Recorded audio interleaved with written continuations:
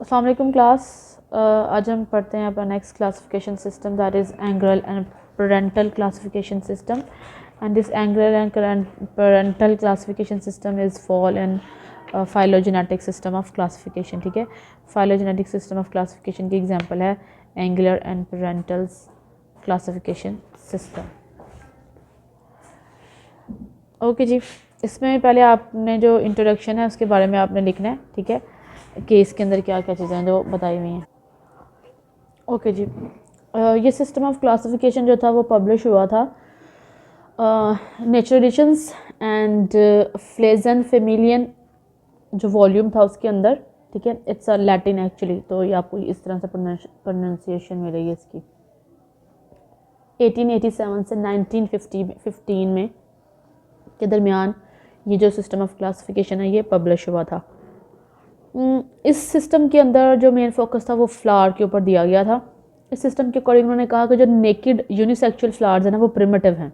ठीक है, वो प्रिमिटिव हैं। वो किस तरह से प्रिमिटिव हैं? क्योंकि वो मानते थे कि जो जिम्नोस्पर्म है वो पहले आए हैं एंजियोस्पर्म से, तो जिम्नोस्पर्म के भी फ्लावर नहीं है, इनकी स्ट्रोबिलाई है। तो जो पुराने प्रिमिटिव जो नेकेड और यूनिसेक्सुअल फ्लावर है वो एक्चुअली इनके इंसेस्टर से डिराइव किए गए हैं। जो नेकेड यूनिसेक्सुअल फ्लावर्स हैं वो कहाँ से ड्राइव हुए हैं? जिम्नोस्पर्म्स के एंसेस्टर्स से। इस कॉन्सेप्ट को उन्होंने कहा एंग्लेरियन कॉन्सेप्ट। एंग्लेरियन कॉन्सेप्ट के अकॉर्डिंग जो नेकेड और यूनिसेक्सुअल फ्लावर्स हैं, फोकस ऑन यूनिसेक्सुअल फ्लावर, जो यूनिसेक्सुअल फ्लावर हैं वो कहाँ से ड्राइव हुए हैं? जिम्नोस्पर्म के इंसेस्टर्स से। क्योंकि वो किसके अंदर ज़्यादा किसके अंदर पाए जाते हैं? वो पाए जाते हैं एमेंटिफर्स। एमेंटिफर्स एक ऑर्डर है, उसके अंदर पाए जाते हैं। कैटकिन इनफ्लोरेसेंस है उनकी। बेटा कैटकिन इनफ्लोरेसेंस पढ़ते हैं ना, तो उसमें आपको कैटकिन मिलता है। कैटकिन इस तरह से है, catkin unisexual, catkin is a unisexual flower actually. ठीक है, उसमें आप पढ़ेंगे कोरिम्बोज और कोरिम्ब, और जो यूनिसेक्सुअल होता है ना, यूनिसेक्सुअल फ्लावर्स होते हैं उन्हें कैटकिन बोलते हैं। तो जो कैटकिन इनफ्लोरेसेंस है या यूनिसेक्सुअल इनफ्लोरेसेंस है वो जिम्नोस्पर्म के इंसेस्टर से डिराइव किया गया है।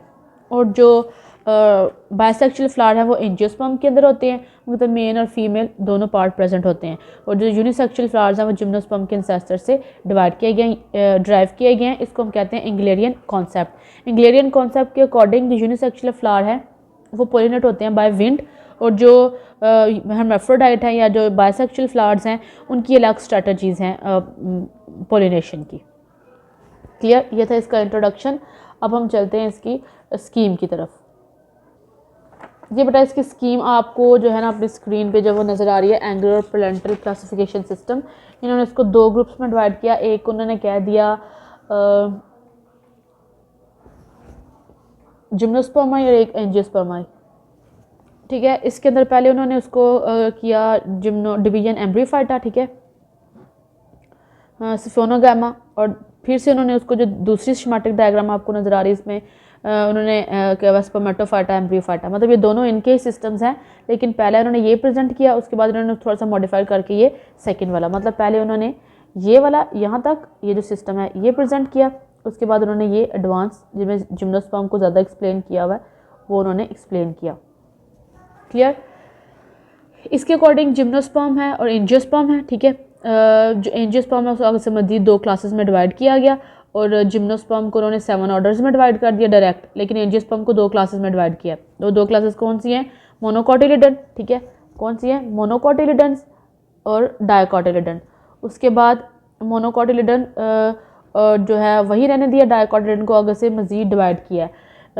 उसको डिवाइड किया इन्होंने एरकी क्लेमाडी और मेटाक्लेमाडी। ठीक है, एरकी क्लेमाडी और मेटाक्लेमाडी। एरकी क्लेमाडी इसका मतलब होता है ए पेटल है, मतलब इसमें पेटल्स प्रेजेंट नहीं है, सिंपल नेकेड सीड जिसको हम बात कर रहे हैं। ठीक है, और दूसरा मेटाक्लेमाडी जिसमें सिम पेटल है, मतलब बहुत ज़्यादा पेटल्स प्रेजेंट हैं उसके अंदर। क्लियर? एरिकेटलाई और मेटाकेटलाई। बेटा हमने सबसे पहले इंट्रोडक्शन में यही बात पढ़ी है कि इस सिस्टम ऑफ क्लासिफिकेशन में जो फाइलोजेनेटिक सिस्टम ऑफ क्लासिफिकेशन हम पढ़ रहे हैं एंगुलर और पेरेंटल का, इसके अंदर जो बात वो फ्लावर की बात की गई है। Unisexual flower, bisexual flower, petals और नॉन पेटलेड नेकेड फ्लावर, ये फ्लावर्स की बात की गई। तो उसी बेस के ऊपर इसको डिवाइड किया गया। ठीक है, इस सिस्टम को। तो एरकी क्लेमाडी और दूसरी जो उन्होंने डिवाइड किया उसका जो ऑर्डर था वो था मेटाक्लेमाडी। एक में जो पेटल्स के बगैर, दूसरे में पेटल्स प्रेजेंट है।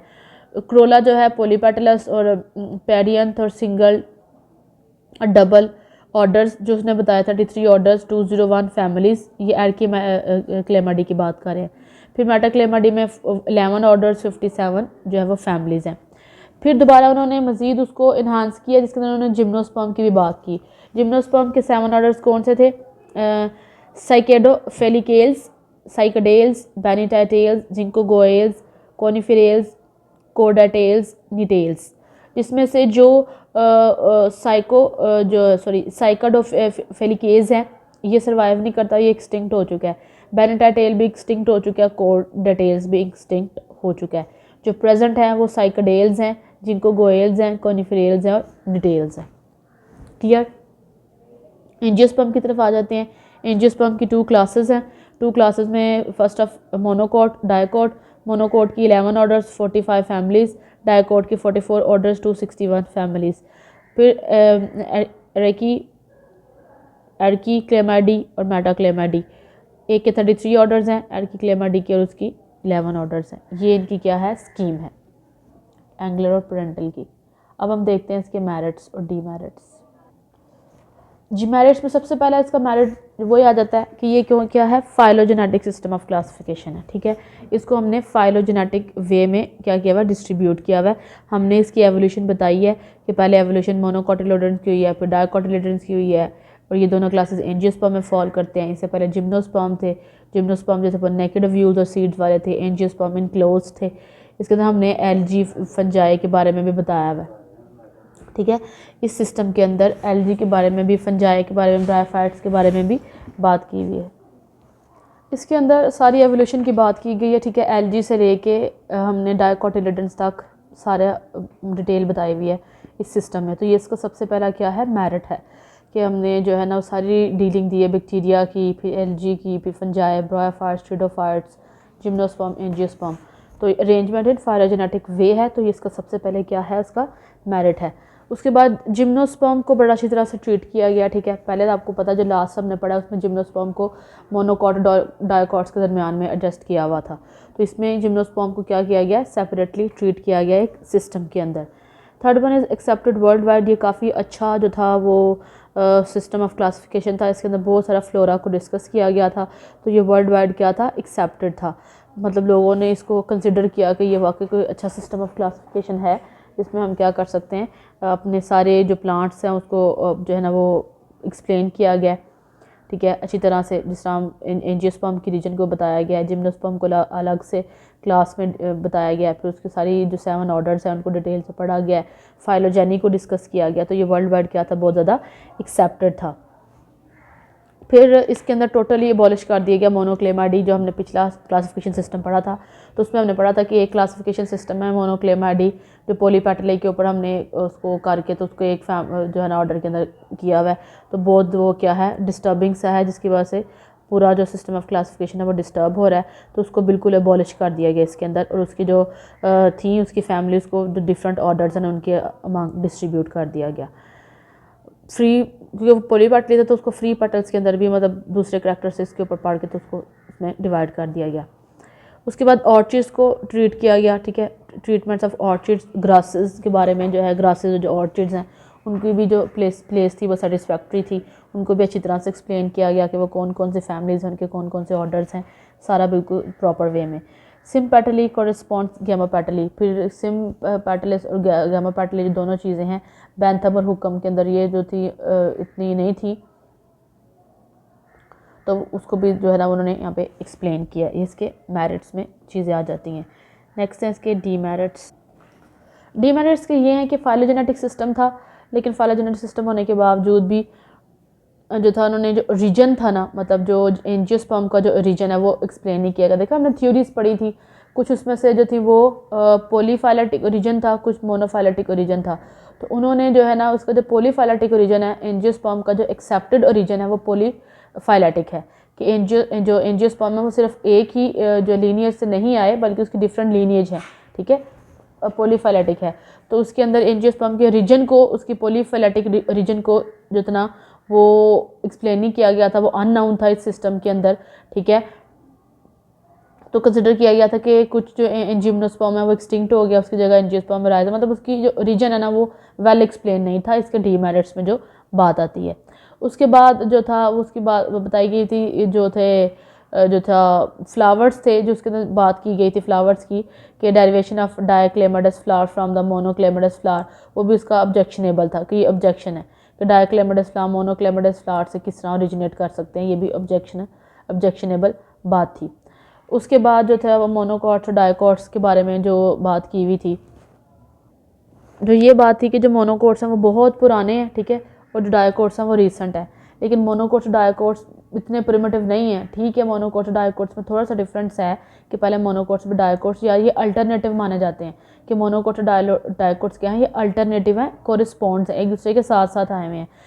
जो अभी हमारा नॉलेज है, जो अभी करंट हम क्लासिफिकेशन सिस्टम के अकॉर्डिंग पढ़ते हैं, वो यही है कि मोनोकोट्स और डाइकोट्स क्या हैं, ये साथ साथ हैं। एंजियोस्पर्म की क्लासेस है ना, तो ये साथ साथ हैं। लेकिन इस सिस्टम के अकॉर्डिंग जो मोनोकोट्स हैं वो बहुत प्रिमिटिव हैं, ग्रासेस मतलब एल्गी और ब्रायोफाइट्स के साथ साथ ओरिजिनेट हुए हैं, और जो डाइकोट्स हैं वो रिसेंट हैं।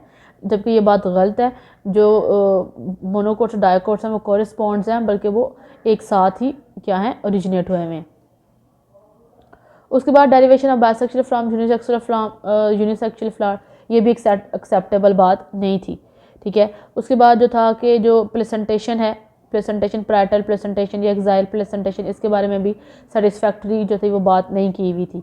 उसके अलावा कोई प्रिमिटिव ऑर्डर है हेलोबिया, ठीक है, उसको भी प्लेस कर दिया गया पेंडानेल्स और ग्लोमेफेरोल के साथ, ये भी सेटिस्फैक्टरी बात नहीं थी। फिर पोजीशन ऑफ अमेंटीफेरा, ठीक है, जो अमेंटीफेरा जो ऑर्डर है और जो रनेल है वो भी इसकी पोजीशन भी सेटिस्फैक्टरी नहीं थी। 17th और 18th ऑर्डर हैं ये, सेंट्रो स्पर्मी और रनेल्स, ये दोनों ऑर्डर्स क्या हैं, ये 17th और 18th ऑर्डर है, इनकी डाइकॉट्स के ऑर्डर्स हैं, इनकी पोजीशन भी जो थी वो सेटिस्फैक्टरी नहीं थी। ये क्या है, इसके सारे डिसऑर्डर्स, ठीक है। इसको भी आपने सेम अटैम्प्ट करना है, इंट्रोडक्शन, स्कीम, देन मेरिट्स और डीमेरिट्स। Thank you.